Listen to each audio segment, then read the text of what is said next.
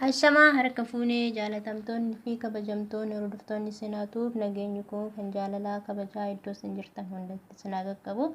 Viidiyoo wayiitiin isin deebi'eera. Viidiyoo waa'ee kanneen irratti waa'ee rakkina biyya arabaa kana hojjechuu samoonii kana dhiiseen ture. Garuu ammootiyyuu waan na dirqamsiisa waan namni hunduu dhagahuu qabu yookaan ammootiyyuu hundi keessanuu beekuu qabdan. Biyyoota arabaa kamirrayyuu jiraattan kan fe'iyyuu haa ta'u jechuudha. Keessattuu amma rakkinni kana kan wal qabate biyya Beeruut keessa jechuudha. Sababa girgirrii kanaan doolaarri hin jiru. Doolaarri badee waddadee eessaa fuunee isin kennina wanni jedhamu tokko ni jira. Inni ammootiyyuu akkuma jirutti ta'ee nu warra hojjennu miti nu hundi keenya sodaachaa jirra. Ta'uyyuu garuu warroonni calliftaniituma birrii keessan ji'a baay'ee irra tursiistan yoo xiqqaate ji'a lama irraa furachuun waan guddaadha bara. Yoo saniin ta'uu ta'e ammootiyyuu ji'a tokko tokkoon qarshii keessan irraa fudhadhaa ifaajee keessan jechuudha. Kunis akkamittan viidiyoo kana qabachuuf na kakaase yookaan ammootiyyuu isin biraaf ga'uuf na kakaase jechuudha. Mucayyoo teenya takka jechuudha obboleettii teenya. Akka ishiin na himtetti keessan jechuudha. Intalli baay'ee gubatte baay'ee harta humnaa ol ta'eeti jechuudha. Himboosii dhugaa dubbachuudhaaf himboosii jechuun namni akka itti ba'u ni jira dhuguma namni aaree ni bu'a. Garuu kun boo'insa imimmaanii miti dhiiga kan ishiin boosu jechuudha. Kanaafuu mucayyoo tanarra gahee isinirra mootiyyuu akka hin geenye ishiin tun erga biyya kana dhuftee Beeruutii kana keessa erga dhuftee waggaa afur fixee gara biyyaatti deebi'uu yaaddi jechuudha. Amma birri ji'a 9 irra teechisaa turte kan ji'a 3 hojjettee jechuudha. Maatittiin ergite maatii yeroo gaafattuyyuu maatiin itti fayyadamanii tokko kan nama qusatan jira tokko ammootiyyuu maatiinis kan walitti namaa hin qabne ni jira dhiifama. Maatiin tokko gaarii ni jira badaanis ni jira. Sun akkuma beeytanitti birri irratti ammootiyyuu eenyummaaniyyuu hin amanamu. Si ammootiyyuu wanni biyya keetirraa maatii keetirraa bishaan midhaan muka biyya keetirraa baasee biyya ormaa kanatti suguuf birri tan argachuuf jechuudha. Kun siriyaasidha. Kana siriyaas ta'eetan isinitti haasa'a. Kanaafiyyuu jechuudha birri irratti eenyuyyuu hin amanamu. Eenyunuu bineensa birri irratti ifaajee keetirratti eenyunuu bineensa. Kanaafuu intalli ka waggaa 3 hojjette maatii isheetii irratti ergite sumuunni takka hin jirtu jechuudha. Akka ishiin natti himtetti erga san dhageesse bakka kan waggaa 1 harkatti qabadde galuun qaba dirqama jetteeti kan ishiin murteeffatte.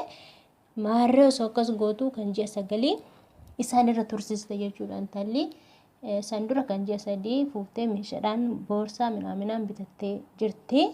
Kan ji'a 9 kanagaa isheen harkatti qabattee galuu fi yeroo kanatti jettu akka tasaa mootiyyuu cikichikiin isin beeytan kunoo biyya Beeruut kana keessatti ka'ee jira. Torbee 2 finnee sadaffaaf seenaa jira jechuudha. Yeroo ishiin gaafatutti birri ishee ji'a 9 kana yeroo ishiin gaafatutti doolaarri hin jiru. Doolaarri waddadee dhabamee bakka fuunee sii kenninu hin qabnu jedhaniin. Ajaa'iba! Akka ishiin birri biraa qabdu ni beekanii yookaan ammootiyyuu baankiidhaanis hin dhabanii kunis soba. Meetii tana dhoggachuma yaadaniiti. Kanaafiyyuu balleessaa kan qabu eenyudha? Tokko mataa isheeti. Birri ji'a 9 isaan irra teechisu miti. Ji'a tokkoyyuu hanqisanii irraa fudhachuudha isaan. Isin ammootiyyuu mucayyoo tanarra gahee isinirra akka hin geenyeef maal gochuu qabdanii amantanii eenyuyyuu haa ta'u waggaa 4 waggaa 5 waggaa 10 bira taa'e. Isaan hin amanina. Isaan bar garaa keessa waa'ee garaa isaan keessa itti yaadan hin beektu. Namummaa isaaf duubaniin argita. Wajjin nyaattaa wajjin bultaa. Kana beeyta malee waa'ee isaanii homaa wannati beektu hin jiru.